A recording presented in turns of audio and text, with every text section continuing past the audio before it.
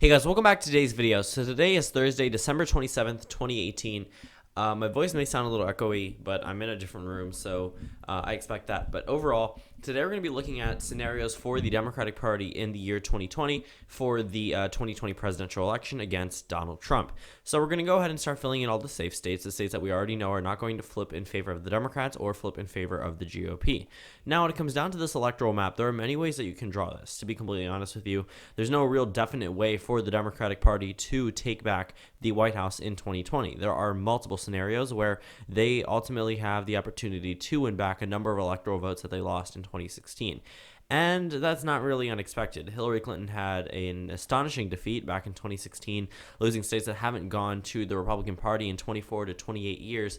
And she was supposedly the one who was going to blow out the election against Donald Trump.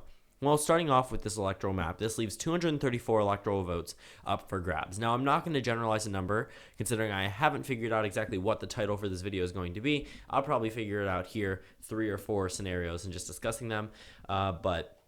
Yeah, so we start off with the safe states. We have Trump with 125 electoral votes that are considered safe, and the Democratic Party with 183.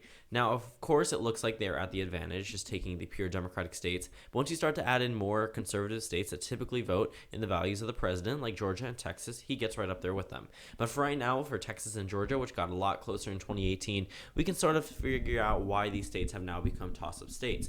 For the overall expanding battleground map, Texas and Georgia are both toss-up states. If you look back 2018, Arizona recently elected a Democrat. Texas almost went Democratic for a person who wasn't even known a year ago. And when it comes down to it, a lot of these general, states themselves that are more conservative have been showing a little bit more Democratic tendencies, whether it be Montana, Alaska, Kansas, South Carolina, these states that have, maybe Alabama, which is pushing it a little bit, but still a number of these states that were strongholds for the GOP may not be as strong as we might think. But again, they're not going to flip in the future. I mean, they could in the future, but not in the near future when we're talking about 2020, 2024. But Texas and Georgia and Arizona are definitely being thrown in as swing states. So we're going to start off with the more general scenario. This is a very easy scenario for the Democratic Party. They just take back the 3 Rust Belt states while holding on to all of the states they won in 2016.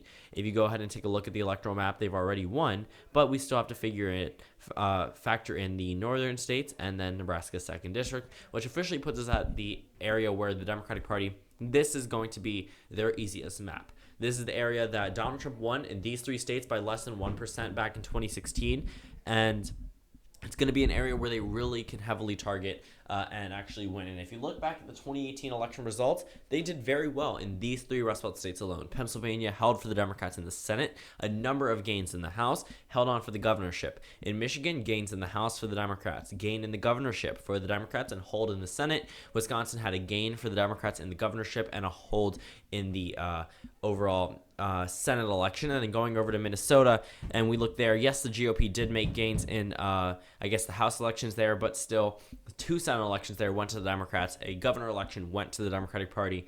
These 4 Rust Belt states, I guess you could say, are doing very well for Democrats, and especially these 3 Rust Belt states. These are states that they lost in 2016, but they definitely look like they're going to be able to get them back. So this puts the electoral map at 278 electoral votes for the Democrats and 260 for Donald Trump. Hey guys, so my voice recorder cut out, but today we were covering the 3 to 4 scenarios for the Democratic Party in the 2020 general election. So this scenario, like I said before, is the easiest scenario for the Democratic Party. They have done so well in these Rust Belt states looking at 2018. It's going to be very hard for them to actually lose these states. These are states that probably were one-time flips, like Indiana or possibly Missouri or Montana, looking at the margins back in 2008, and then are going to go back to the Democratic Party in 2020 based on the scenario. But again, reverting back to the 2016 presidential election map, what is another scenario for the Democratic Party? Well, this one's a little bit more unexpected, but if you look at their, Rust Belt tactics, they could lose, hypothetically, a state like Wisconsin, hold on to Pennsylvania, which is showing a little bit more Democratic tendencies. If you're looking in the House, Senate, and then the governor election from 2018, you take Arizona, and that puts them at 264 to 274 for Donald Trump. Now, that being said, you would have to give one more Rust Belt state in favor of the Democratic Party, such as Michigan, while they also lose the state of Wisconsin. Now, this wouldn't be the exactly worst scenario. Arizona has already shown that it could go to a Democrat in a statewide election. Wisconsin is probably the the first state out of those three that comes to mind when you think Republican. Largest, I guess, percentage margin for Trump in 2016, even though it wasn't a lot, still less than 1%, but still the largest. Going over to the state of Wisconsin itself, no gains for the Democrats in the House. Yes, they did pick up a governor election, but it was narrower than Michigan and Pennsylvania. So the argument that these three Rust Belt states could go to the Democratic Party definitely still stands, but Wisconsin is probably the most Republican out of them all. So again, this is just a narrow win scenario. Of course, there is a possibility the Democrats could win in Wisconsin while also simultaneously winning that redundant, but while also winning in Arizona. But this is just that what-if scenario of it happening. But let's say the Democratic Party doesn't do too well in Arizona. Actually, no, we'll keep Arizona. Let's say they don't do too well in the Rust Belt. We take Pennsylvania, Michigan, Wisconsin, and Arizona goes to the Democratic Party. Another state with a heavy Latino population, is the state of Florida. Now, assuming that the Democratic Party, I guess, loses the Rust Belt, but they're able to hold on to all those Clinton states, they flip Arizona, which they won in back in 2008, and then they flip Florida, which they didn't win in 2008 in terms of the House popular vote, governor election, or Senate election, but it was very close. Senate was decided by 0.2%. Governorship was decided by 0.4%. Looking at the state of Florida, it could possibly go, especially with more, I believe 1.5 more million voters out of the voter rolls because convicted felons can now vote. But Florida, let's say, goes to the Democratic Party. This puts them at a victory. This puts them at 272 electoral votes to Donald Trump's 266. Now, this wouldn't exactly be the worst scenario for them. This would completely redraw the map the way that we look at it, because these three Rust Belt states, Wisconsin, Michigan, and Pennsylvania, showed a lot more Democratic tendencies than Florida or even Arizona, even though Arizona had a pickup for the Democrats in the United States Senate.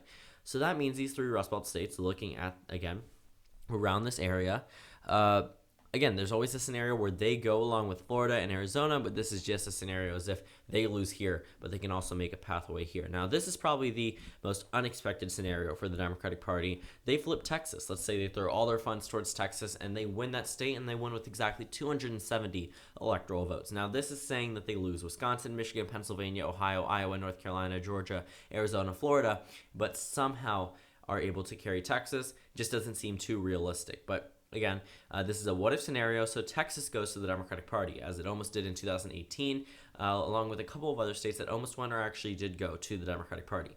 Texas adds that crucial 38 electoral votes that Hillary Clinton needed back in 2016 to the numbers, which puts the Democratic Party exactly at 270 electoral votes to Donald Trump's 268. Now, looking at the rest of the map, let's say Texas goes back to the GOP. Donald Trump carries the state of Texas. This puts them at a scenario where they really don't have that many pathways to go to. I mean, they can try to run through the South by carrying North Carolina and then Georgia, but that still doesn't put them close enough. They would need a state like Florida or another state just to push them over from the Rust Belt or from the Sun Belt. But looking at the rest of the scenarios, the other scenarios would pretty much just be landslide scenarios where they carry Florida, then the Rust Belt. Not really a landslide, but much better than they did back in 2016. Overall, looking at this electoral map, it is ever-changing. The demographics are not in favor of the president, and looking at the possible scenarios for him, and looking at the 2018 midterm results, again, a number of gains for Democrats in a number of states. I mean, they had gains in the House in Florida, Arizona, Pennsylvania, Michigan, gains in the Senate in Arizona, gains in the governorship in Wisconsin and Michigan. And then you look at Florida, which had very close elections, but still pretty good for Democrats compared to 2016. But the Republican Party had a pretty good performance there, considering that this was a Democratic wave year.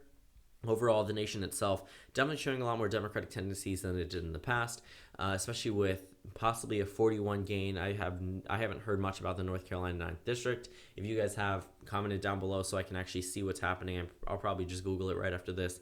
But yeah, so again, I believe that was maybe 4 scenarios for the Democratic Party, running through the Rust Belt, then running through Arizona and Florida, then running through Arizona, Michigan, Pennsylvania, and then just Texas alone, which puts the Democratic Party at 4 different scenarios, if I'm not mistaken. If it's 5, then this would sound dumb.